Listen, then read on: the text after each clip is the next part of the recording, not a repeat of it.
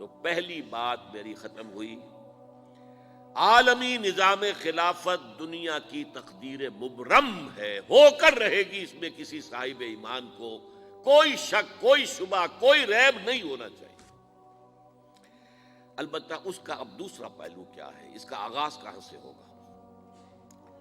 پہلی بات تو یہ، ہمارے بعض لوگوں کے ذہنوں میں، سادہ دل لوگ وہ سمجھتے ہیں کہ پوری دنیا میں ایک ہی دفعہ آ جانی چاہیے، یہ کوئی علاقائی خلافت تو نہیں ہو سکتی، خلافت تو عالمی ہوتی ہے۔ ان سے میں کہتا ہوں، عالمی خلافت کب تھی جناب؟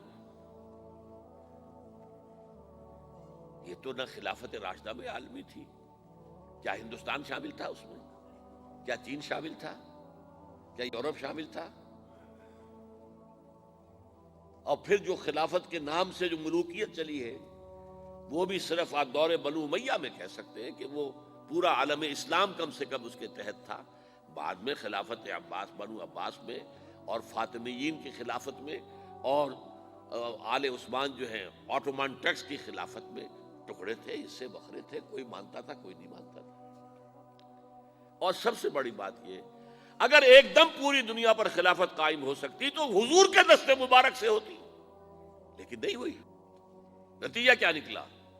ایک ملک میں حضور نے قائم کر دی، جزیرہ نما عرب،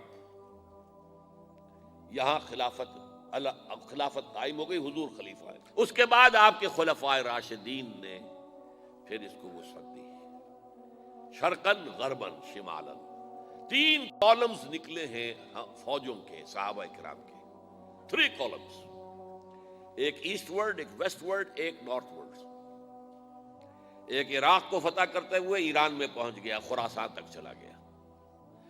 ایک شام کو فتح کرتے ہوئے اور پھر سینائی پیننسولا سے ہو کر افریقہ میں داخل ہوا اور اٹلانٹک تک پہنچ گیا۔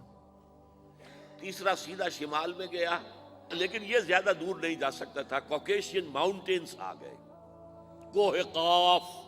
اس زمانے میں تو یہ یوں سمجھیے کہ امپیسیبل تھا نا، کوہ قاف، لہذا وہاں آ کر رک گیا بابا۔ اب بھی یہ ہوگا، کسی ایک جگہ سے شروع ہوگا پھر پھیلے گا، اس کے سوا کوئی چارہ کار ہے ہی نہیں۔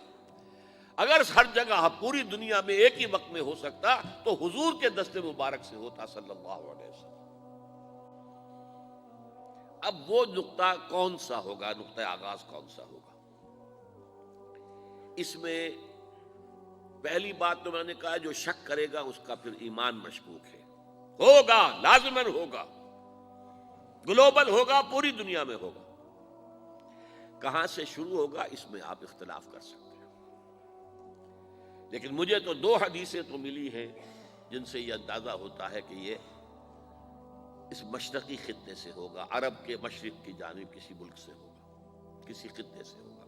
وہ حدیثیں بھی اب آپ پڑھ لیجیے پہلے، پھر میں کہہ رہا ہوں یہ خزانہ ہے جو ہم نے آپ کی خدمت میں پیش کیا ہے، کاش کہ آپ اس کی قدر کر سکیں، یہ حدیثیں آپ کو ازبر ہو جائیں، یاد ہو جائیں، لوح قلب پر نقش ہو جائیں۔ ہندوستان اور خراسان یعنی موجودہ افغانستان کا ذکر ابن ماجہ کی روایت ہے، ان عبداللہ ابن الحارث رضی اللہ تعالی عنہ قال رسول اللہ صلی اللہ علیہ وسلم یخرج ناس من المشرق یؤتئون للمہدی یعنی سلطانہ، یعنی سلطانہ، دونوں طرح سے پڑھ سکتے ہیں۔ حضرت عبداللہ ابن حارث فرماتے ہیں رضی اللہ تعالی عنہ کہ حضور نے ارشاد فرمایا، مشرق کی طرف سے وہ فوجیں نکلیں گی، لوگ آئیں گے جو عرب میں مہدی کی حکومت قائم کریں گے۔ یہ مہدی کون ہوں گے اس کا ذکر میں ذرا بعد میں کروں گا، لیکن نوٹ کر لیجئے کہ مہدی سے پہلے لازماً کسی مشرقی علاقے کے اندر وہ نظام قائم ہو چکے گا، تب وہاں سے فوجیں آئیں گی نا۔ یہ مشرق کون سا ہے؟ عرب کے مشرق میں آپ چلیے، ایران بھی آ جائے گا، افغانستان بھی ہے، پاکستان بھی ہے، اور اگر اسے اور توسیع دیں تو ہندوستان بھی ہے۔ یہ ہے عرب کا مشرق، اس سے فوجیں جائیں گی۔ اس کا کیا مطلب ہے کہ اس میں سے کسی جگہ پر نظام خلافت پہلے قائم ہو جائے گا، تاکہ وہاں سے فوجیں جائیں گی جو جزیرہ نمائے عرب میں حضرت مہدی کی حکومت کو قائم کریں گے۔ اب دوسری حدیث سنیے، یہ سنن ابن ماجہ کی حدیث تھی جو میں نے آپ کو سنائی، آپ نے پڑھی۔ دوسری، عن ابی ہریرہ رضی اللہ تعالی عنہ، یہ ترمذی شریف کی روایت ہے، قال قال رسول اللہ صلی اللہ علیہ وسلم یخرج من خراسان رایات سود لا يردها شیء حتی تنصب بایلیا، خراسان کے علاقے سے سیاہ جھنڈے لے کر فوجیں آئیں گی، ان کا رخ کوئی موڑ نہیں سکے گا، ان کو پیچھے پھیر نہیں سکیں گے کوئی بھی، یہاں تک کہ وہ یروشلم میں جا کر جھنڈے نصب کر دیں گے۔ ایلیا حضور کے زمانے میں یروشلم کو کہتے تھے۔ یہ یروشلم تھا جب حضرت سلیمان کی حکومت تھی، اور یہاں پر معبد سلیمانی، ہیکل سلیمانی قائم ہوا، پھر یہ یروشلم ہی رہا ہے تاریخ میں، یہاں تک کہ سن 70 عیسوی میں جب ٹائٹس رومی جنرل نے اس کو گرایا، ختم کیا، سیکنڈ ٹیمپل گرا دیا، اور یہاں سے یہودیوں کو کہا نکل جاؤ یہاں سے، کوئی یہودی باقی نہیں رہا، تب بالکل تہو بالا برباد کر دیا۔ اس کے کوئی 150 سال بعد ہیڈریان، رومن ایمپرر ہیڈریان، اس نے پھر دوبارہ آباد کیا اس شہر کو۔ 150 سال تک یہ بالکل بنجر اور بالکل غیر آباد پڑا تھا۔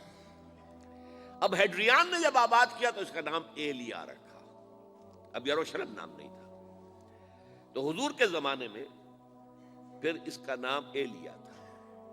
اور اب اس سے کیا معلوم ہو رہا ہے کہ یہ یروشلم مسلمانوں کے قبضے سے اس وقت نکلا ہوا ہوگا، ایک دفعہ پہلے نکلا تھا، سن 1099 عیسوی میں مسلمانوں کے ہاتھ سے نکلا، کروسیڈرز، عیسائیوں نے آ کر اس کو قبضے میں کیا، لاکھوں مسلمانوں کو مارا، قتل کیا۔ اس کو 1187 عیسوی میں واپس لیا ہے، کس نے لیا ہے؟ صلاح الدین ایوبی، کرد، عرب کھوکھلے ہو چکے تھے، عربوں نے کھویا، واپس نہیں لے سکے، بہت حکومت کر چکے تھے، 400-500 برس کی حکومت کر کے، اور ان کے عیش اور ان کے آرام، اب ان میں جان نہیں تھی کہ وہ واپس لے سکے، واپس لینے